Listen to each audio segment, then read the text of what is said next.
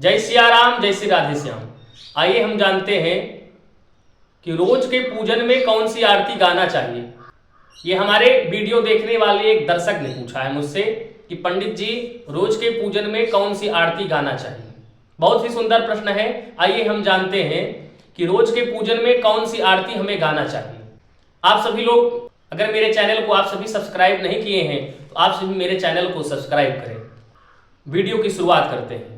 आइए हम जानते हैं रोज के पूजन में कौन सी आरती गाना चाहिए।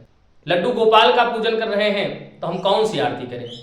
गणेश जी की पूजा कर रहे हैं तो क्या गणेश जी की आरती करें, या किसी भी देवी देवता की आप पूजन कर रहे हैं तो कौन सी आरती करें। या आपके पूजन घर में बहुत देवी देवताओं की मूर्ति है तो हम किस देवी देवता की आरती करें, क्योंकि पूजन में आरती करने का विशेष महत्व है। आरती करने से भगवान की कृपा होती है, क्योंकि आरती जो है, आरती जब करते हैं तो आरती भगवान को वह भाव सुनाया जाता है। जो भी पद गाया जाता है वह भगवान को समर्पण किया जाता है, भगवान के प्रसन्नता के लिए गाया जाता है। तो लड्डू गोपाल के पूजन में या भगवान नारायण के पूजन में, शंकर जी के पूजन में, या आपके घर में बहुत देवी देवता है तो कौन सी आरती हम गाएं। पहले तो यह जान लेते हैं भगवान की आरती जो है कितनी बार करना चाहिए। आरती को पहले आप आरती चाहे आप घी के दीपक बनाकर कर रहे हैं या कपूर से कर रहे हैं, पहले आरती को आप जल घुमा लीजिए। जल घुमाने के बाद भगवान के चरण में 4 बार आप आरती कीजिए। भगवान के चरण में आरती करने के बाद भगवान के नाभि के पास 2 बार आप आरती कीजिए और भगवान के मुख के पास 1 बार आरती कीजिए। फिर भगवान के पूरे शरीर में 7 बार आरती आप घुमा कर कीजिए। ऐसा करने से पूरा 14 बार आरती हो जाती है। 14 बार आरती करने से यह समझा जाता है कि 14 भुवनों की आरती एक साथ कर ली गई है, क्योंकि 14 भवन भगवान के शरीर में विद्यमान है।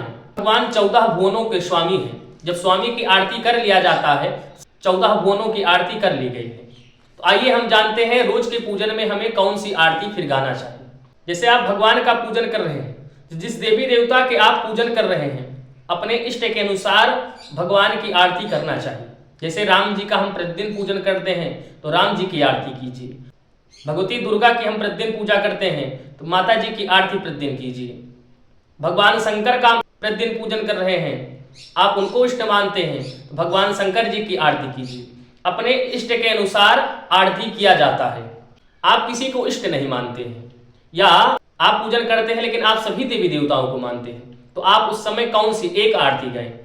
आप उस समय भगवान नारायण की आरती गा सकते हैं, ओम जय जगदीश रे, क्योंकि भगवान नारायण ही सभी देवी देवताओं के स्वामी हैं। इसीलिए आप जब किसी देवी देवताओं के इष्ट नहीं मानते हैं तो ओम जय जगदीश रे भगवान नारायण की आरती आप कर सकते हैं।